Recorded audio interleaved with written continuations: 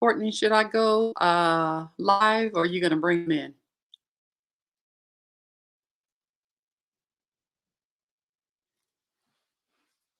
Hello, happy Thursday. Happy Thursday.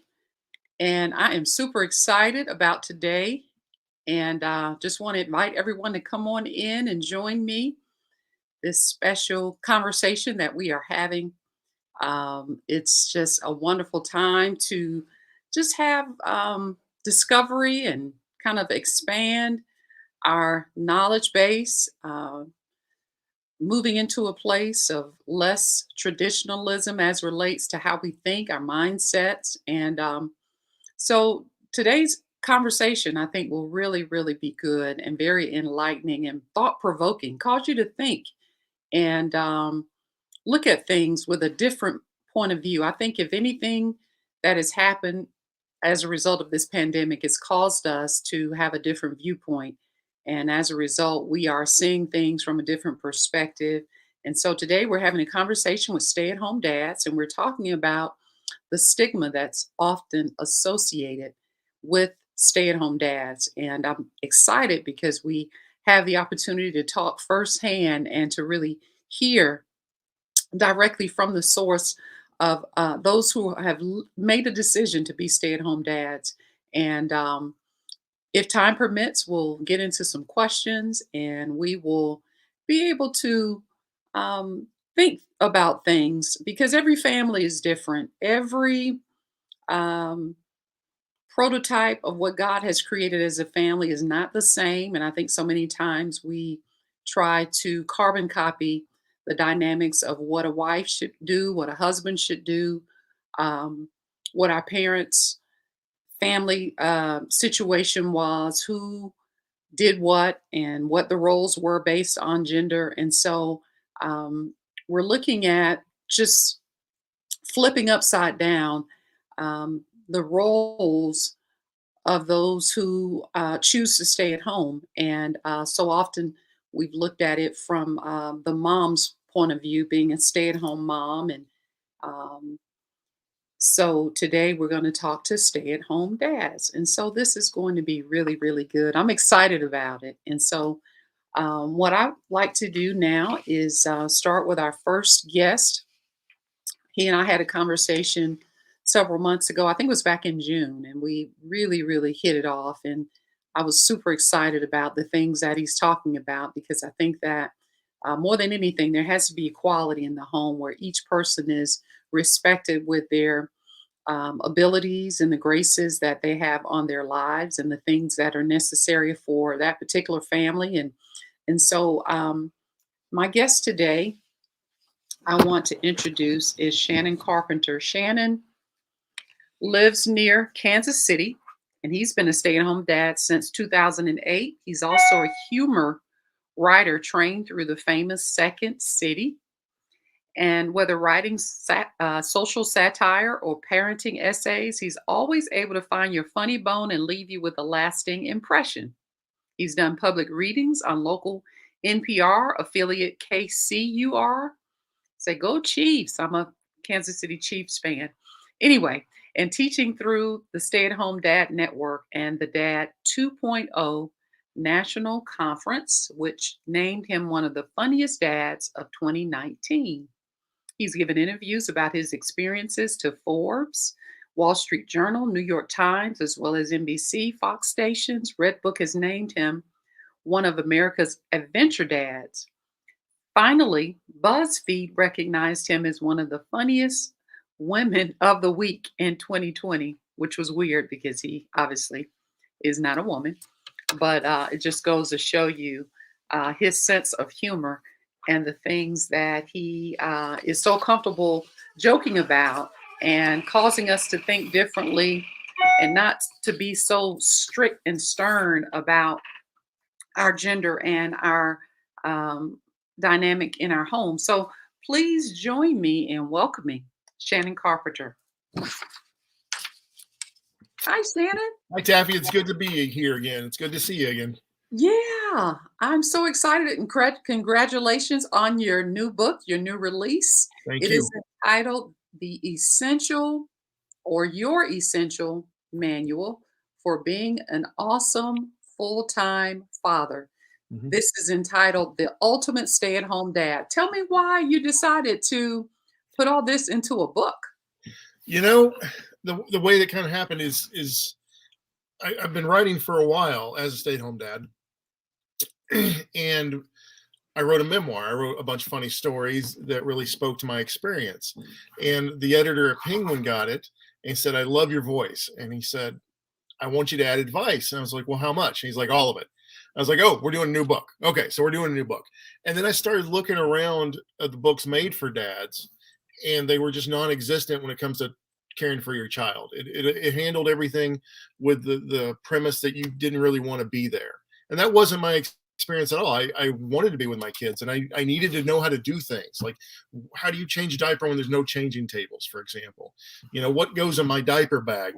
How do I pick out my gear? All those kinds of things. And that started getting me kind of upset. I was like, I can do this better. There's real advice to be had. And I knew it wasn't just mine. So I started interviewing a bunch of other dads. I have 57 other dads in the book. And I was like, give me your best tip and trick for these guys. And so what we came up with was practical advice, no more platitudes. And that's why I wrote it. And that's how I did it. It was important to me. That is so great. And just the fact that you've been a stay-at-home dad for 13 years now, right? Since 2008. Let us know the ages of your children. So I have a 15-year-old, which is about to get home from school. So you might hear her clamor in. I have a 14-year-old who'll get home in an hour, and an 8-year-old. So there you go. Great. That's my family. So tell us a little bit about your day as a stay-at-home dad, what that looks like. You said that you wrote the book because it's a manual for being an awesome full-time Mhm. father. And so, yeah, let us know. Give us a Well, sneak peek. when the kids were younger, I used to have a routine, and everyone has a routine. And if you don't, you need to get one. And other parents will tell you that, you know. So my typical day started usually about 6:37 when they were younger. And I would, because my kids didn't sleep in. I don't know why. I think that was probably a punishment on me. I don't know. So we would get up and I would make them a breakfast. I would make my wife breakfast. I would pack her lunch. She would go off to work. And then depending on what day of the week it was, is what I would do. So Mondays were always shopping days. And so I'd take the kids shopping, but when they got a little bit older, like toddlers, I'd give them pictures of the products we're taking or going to get, and it turned it into a scavenger hunt. And that's a way to keep them active, right? And that's one of the things I put in the book. Um, Wednesdays, I have play group. I actually have a group of dads that I meet with that I've met with for the same amount of time. I've known them for 13 years. We still get together, even though the kids are in school now. We still get together every Wednesday for breakfast. They're all stay-at-home dads. Fridays, we do what we call Adventure Friday. We still do a lot of that especially in the summer, where we grab all the kids. So 5 dads, 16 kids, and we go explore our city. Everything from little sing-alongs when they were younger, to a coffee tour museum of a coffee factory when they were toddlers, and we tried to make sure that we did things that dads wanted to do as well as the kids. That's And so good. that's one of the things I think worked really well for us. So yeah, and then cook dinner and that's it. That's so great.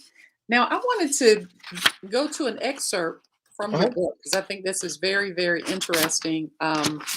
If you don't mind, as we just kind of Yeah. dive in here. Um, so you reference, and we'll talk about the bag as you mentioned too, Mr. Mom. You said, Yeah. I have a soft spot for that movie because my own life is in advertising. It's funny as hell. I get it. But the term Mr. Mom oozes with this vision of a dad without a manly bone in his body. It implies that his masculinity has been stripped and his balls have been replaced by fallopian tubes. He's no longer a guy because he has decided to take on the role of raising children. Yeah. In short, the term supposes that he can't be dad because he is now mom.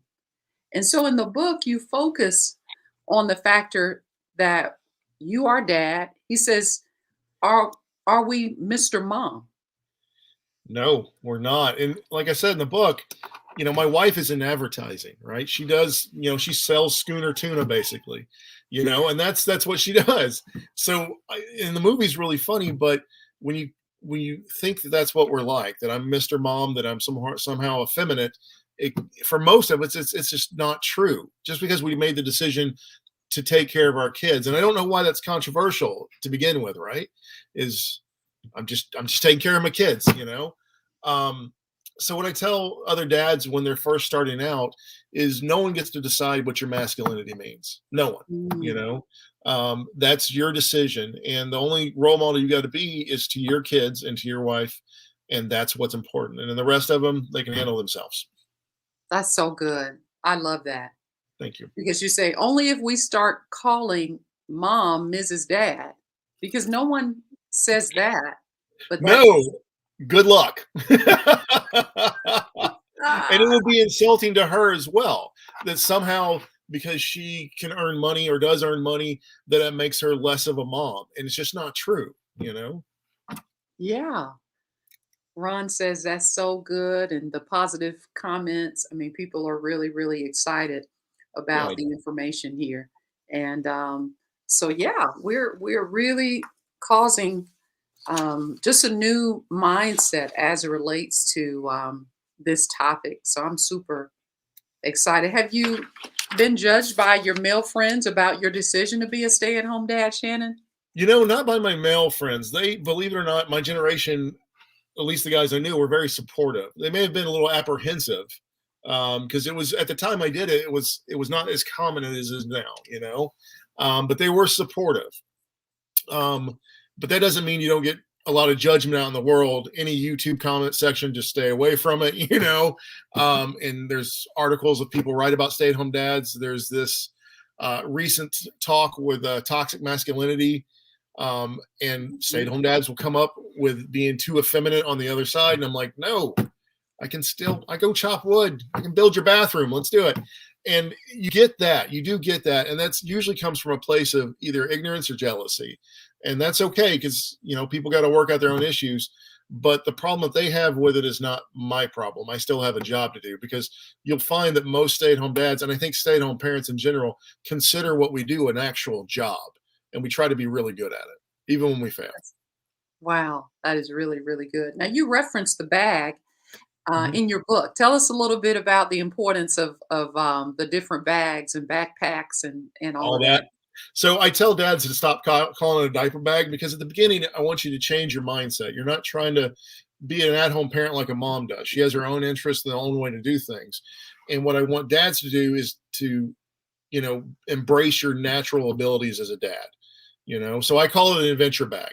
And for me, I use a backpack, but there's actually dad bags made specifically for dads now, you know, that have all the things that you want in them, from a cooling pack to more it's Velcro, less zippers because we don't need zippers; they get in the way. And then I tell dads what you need to actually pack in it, like butt paste and formula and all the normal stuff. But I also recommend that dads take a little bit of duct tape because when that tab on your last diaper breaks, that duct tape's going to save you. I've been there. I've done it more than once. I also keep a multi-tool in my diaper bag just because my kids break a lot of things, and it's very handy to be able to just fix it right there. So, yeah, there you go. Adventure bag. So for Adventure bag. anything that may come up. Anything that may come up, absolutely. And one of the tips in there, and I got this from one of the dads I know, keep 2 brands of Band-Aids in there because when the kid gets hurt, a scrape, when they get a choice of Band-Aids, it actually makes a difference for them to take their mind off the pain. And I thought that was a fantastic tip. And a lot of the guys that gave advice like that throughout the book was just amazing. It's all kinds of things like that. That's great. Okay. Um, let's see. What's your favorite part about being a stay-at-home dad, Shannon? The memories I get to build. That's the truth. It's usually that's the sentimental that I kind of stay away from it. But the truth of it is, you know, I've had the opportunity to build these amazing memories that will last me the rest of my life. But not only that, my kids have had the opportunity to build these amazing memories that my hope is when life gets tough, because it will, and we all know it does, they will have that base to fall back on to help motivate them and let them know that they're loved and they can find the strength to go to the next level. And that's my true answer. That's so good. You're right. The memories are so, I mean, that's priceless. It's Yeah. vital. You can't, it's no substitute for that. Just the bond and the intimacy and just all the things that are created as a result Yeah. of you making a commitment and a sacrifice Yes. Yeah. to be there and to do that. Okay, so we'll bring in our next guest, Vernon Gibbs. He's been a stay-at-home dad since 2015, so just a few years now. Previously, he worked in marketing at the National Basketball Association and most recently at his alma mater, Columbia University, where he earned his BA in architecture in 2000. He and his wife, Tresha, an MD in child mental health, they live in New Jersey with their three children, 6-year-old twins, Jackson, Sophia, and their 8-year-old son, Justin. He has a new release that we'll talk about, and he is just will be very resourceful today. So please welcome Vernon Gibbs. Hi, Vernon. Hello. Thank How you for are having you? me.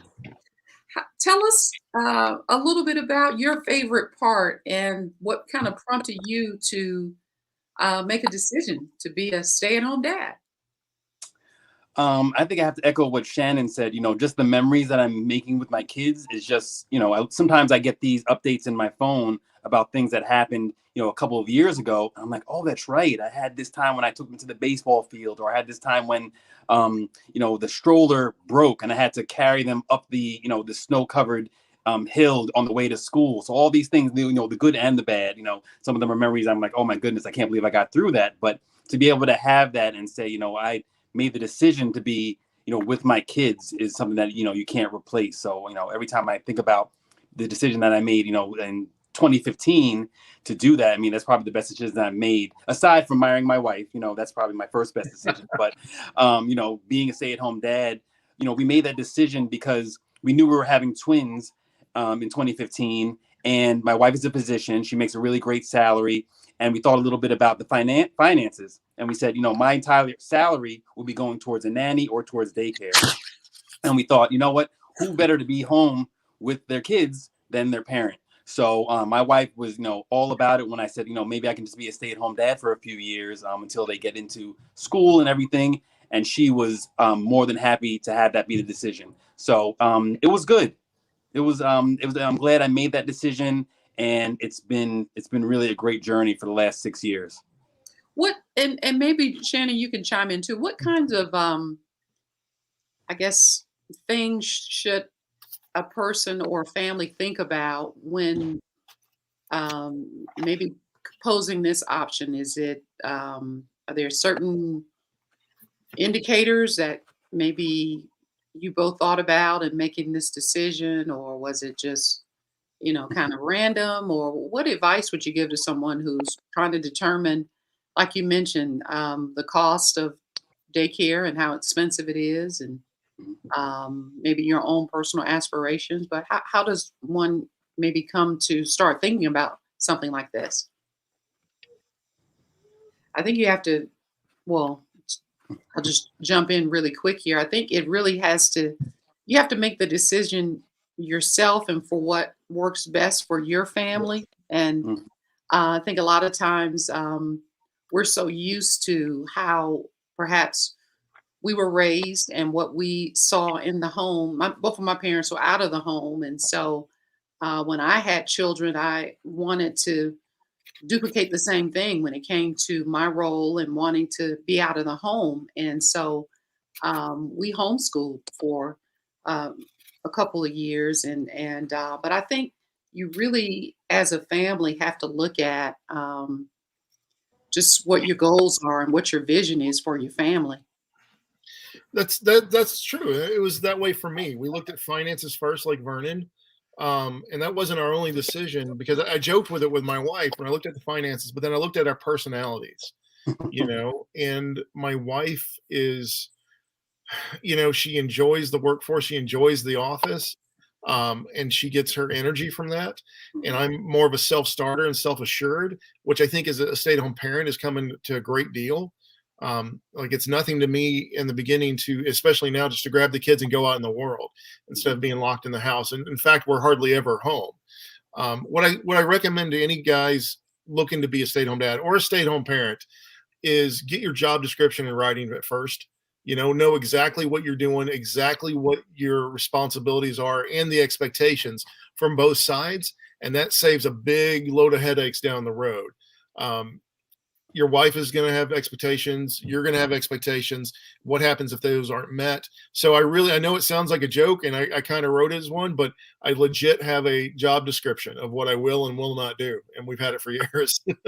Yeah. And I definitely think, when you're thinking about the role of a stay-at-home parent, it's a job. So that's how you have to think of it. You can't think, oh, it's something I'm doing on the side. I'm going to get a lot of other stuff done during the day. I'm going to have a side gig. Like, no, this is a job. And my wife, looks at it, and she understood that going into it. It wasn't as if I was using this time to sit around and watch TV all day and put my feet up. Like, no, the laundry has to be done. Dinner has to be prepared. We have to get a plumber in to fix this. So, it's all kinds of things that have to happen. And I think that's a conversation that you have to have with your partner to make sure that you're each comfortable with your role and not feel like, oh, well, I'm bringing home the salary, so that means I necessarily have more power in the relationship, or you're home so you don't have as much say in decisions about the household. No, you're in a partnership, so you have to think about it that way and make sure that your partner is okay with that, so it doesn't become a weird power dynamic where, oh, well, I make the money, so I make all the decisions around the money. Like, no, you're in it together, and it's a decision that you have to come to together, and it comes down to personality. I think not everyone has the build and the ability to get through a day as a stay-at-home parent. It's not easy, and a lot of things come up, and things are constantly changing. So it's really a personality thing. If you think you can, physically do it, mentally do it, and once you figure that out, it's much easier to kind of, go into that role. That's Well great. said, man. I think Vernon got to it. Is like basically you couldn't afford us. They were going to pay us. You I couldn't didn't want to afford say any it, stay-at-home parent. Yeah. This is a great comment here. Here to stay. She says, I've never thought I'd be a stay-at-home husband, dad. I was not for it, but that was when I was younger. If anyone was going to be at home, it was going to be me. I've changed after our daughter was diagnosed with bipolar. I was so glad he was home to be their father. And so it goes to situations sometimes, depending on the needs of your children, and like you said, the abilities, personalities, just all of that goes into play what you're dealing with. And so thank you for sharing that. That is great. And you're gonna have days when you want to go back to the workforce. I've had those days where I'm like, I want to be in an office dealing with people, and you have ups and downs, but every time I have that kind of moment, and I have these other moments where the kids all come home and we're hanging out together and reading together or watching a show together, and I'm like, oh, you know what, I wouldn't give this up for the world, at least not yet. I know sometimes I think about it, but I always love being able to be home, because you have the freedom that sometimes my wife can't get home in time to do something, and I'm here so I can get to do it. So that's really important. It's the weirdest thing that you miss traffic in 30 minutes in the car by yourself. Like, it's a weird thing, right? You wouldn't think you would. You're not listening to Baby Shark or anything. Oh, baby. Oh, boy. I was talking to Vernon, like, it's weird Taylor Swift house, apparently, and Harry Styles, and it's all the time. So, yeah, I miss the traffic sometimes. It's weird. Yeah. A little sports radio and a coffee for a long ride. Can go a long I know. Yeah, this might be kind of a deep question. What do you think is going to take to kind of change the narrative for this to be less of a stigma, and how to defeat the stigma that's associated with it and that surrounds this gender of being a stay-at-home dad? I think for my side, I think just more fathers embracing it and just saying, you know what, I'm a stay-at-home dad. I'm proud of it. There's nothing to be ashamed of. Finding other fathers, there are great organizations around stay-at-home dads, including the National Stay-at-Home Dad Network, where you have this network of other fathers. Shannon and I went to a conference a few weeks ago where we both spoke about our publishing journeys. I'm a self-published author. He's traditionally published. And we spoke to a lot of dads there who were just looking to connect with other dads in the workforce, who not in the workforce, who are kind of home. And it's really finding your community, finding your people. I think it's really important when you're kind of going on this journey. And then, you have your kids my kids are in the background. I think they're watching Pokemon. They're supposed to be watching the Magic School Bus, but as soon as I leave the room, they switch to Pokemon. Sorry about that. No, my daughter was yelling at me just a minute ago too. Right. For me, we have to change the way we talk about fatherhood. It's the more research I did, and I always knew it, it is just honestly shocking. So fathers are usually given this comedic role, which is fine for the most part, but it comes with this caveat: oh, it's funny because he's an idiot or he doesn't know what he's doing, and you see that over and over again. And then a lot of the big parenting sites publish articles that are not written for dad at all. They're a repurposed mom article, or it's other moms talking about worthless husbands, which happens, and it makes me feel sad inside. So we have to change that conversation. We have to realize that dad is a parent.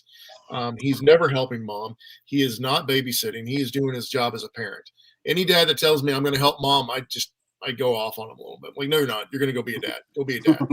And it's how we talk about that world and how we treat them. I know recently paid leave was taken out of the bill, but paternity leave, how that's not paid, I have no idea, because the truth of it is, that kind of leave has become almost a luxury. Not almost, it is a luxury. If you make enough money, you can stay home with the kids for a week or a month.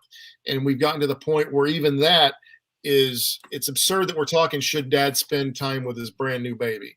So it's how we look at these things. I do work with Family Values at work. It's an organization that fights for paid leave. And again, it's all about how we talk and treat fathers. The truth of it is, with me, giving my kids, take a step back, I got it. We'll get it.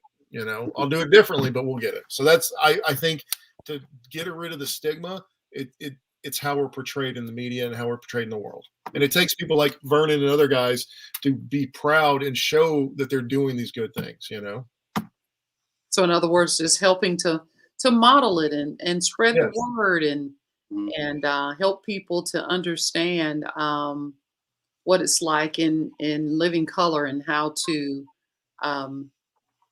maybe operate in this capacity on a day-to-day basis, because it's something that in 2021 is foreign, but we know once we fast forward 10, 15, 20 years from now, things will be totally different from where we are now.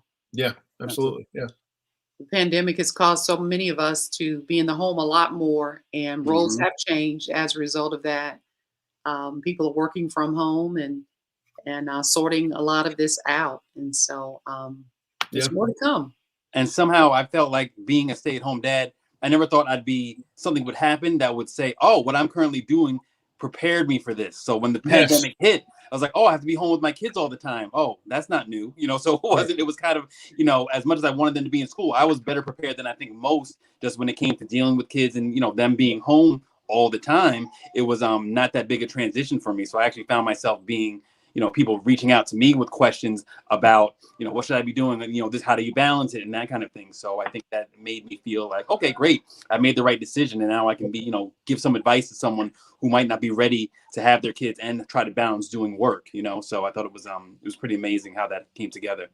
You're absolutely right. And I got the same things. Guys, my book dropped at like the perfect time for that, because guys were considering, how do I do these things since I'm in the home so much as the pandemic? And I was like, here's a book.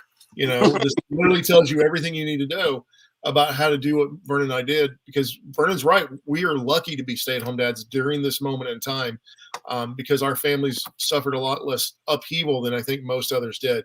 I have no idea how two working parents handled the last 2 years or taught, because I know me and Vernon both had to do school and taught. I have my heart's out to those heroes. Single parents, I have no idea how you did it, and it breaks my heart every time I think about it. Wow.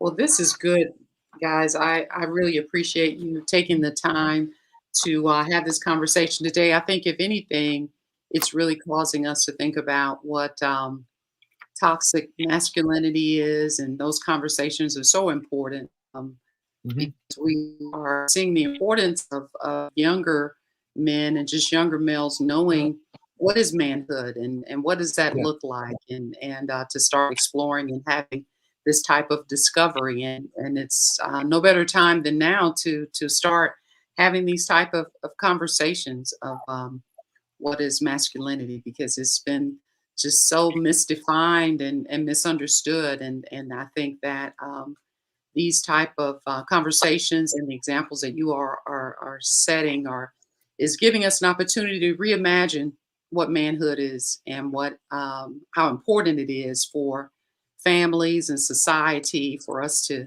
live better, do better, and model the things that are more important than anything. I think Shannon, you and I talked about just the need for provision and to be a provider and Yes. all of that. And I think so much has been um, kind of misunderstood as it relates to what that means.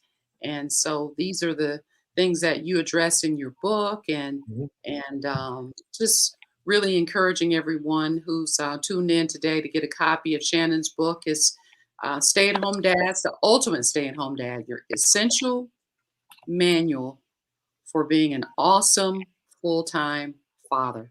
And so I just applaud you both for being Thank awesome you. full time fathers. It's available today for purchase on Amazon.com. You can just switch over there as soon as we end this broadcast. But just want to thank you for your time today and helping us to create a new narrative. Mm. And Thank you. just want to wish you both a very blessed Thanksgiving holiday coming up, and just very appreciative for all that you're doing and the sacrifice that you're making.